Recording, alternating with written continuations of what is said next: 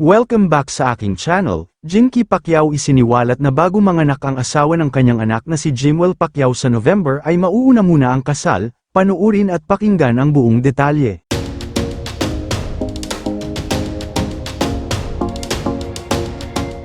Mukhang kumpirmadong magkakaanak na nga ang panganay na anak ni Jinky Pacquiao na si Jimwell, ito'y matapos niyang isiwalat sa kanilang malapit na kaibigan na si Manong Chavit.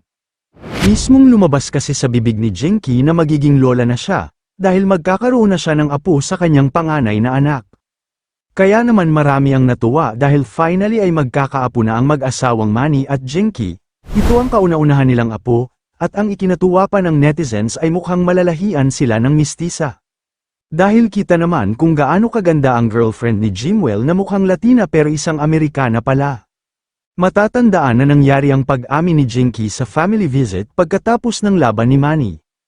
Kaya naman hindi ito basta isang haka-haka lang kundi talagang totoong sinabi ito ni Jinky, dahil casual niya itong sinabi kay Chavit nang makausap niya ito.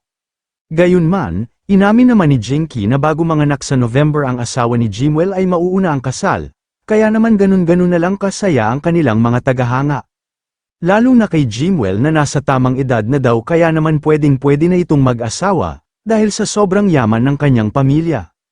Biro pa nga ng ilang netizens, na kahit isang dosena ang maging anak ni Jimwell ay kayang-kaya, dahil bilyonaryo naman sila at hinding-hindi siya pababayaan ng kanyang magulang. Bukod dyan, ay magkakaapo pa si Manny at Jinky ng gwapo kung lalaki man at kung babae naman ay tiyak sobrang ganda din. Sa ngayon ay hindi pa alam at hindi pa binabanggit ng pamilya Pacquiao kung ano nga ba ang pangalan ng magiging future wife ni Jimwell, kaya naman maraming netizens ang madalas na nagtatanong kung ano nga ba ang pangalan ng babae, pero ang sigurado lang dito ay manganganak na ito sa November 2025 pero mauuna muna ang kasal, kaya naman maraming netizens na ang nag-aabang kung gaano nga ba magiging magarbo ang kasal ni Jimwell sa kanyang napakagandang asawa. Kayo mga ka-showbiz, anong masasabi nyo sa ating showbiz topic ngayon? Kung may opinion kayo ay magkomento lang kayo sa aking comment section. At syempre kung bago pa lang kayo sa aking channel ay mag-subscribe na kayo para lagi kayong updated sa mga showbiz trends na ina-upload ko. Maraming salamat po.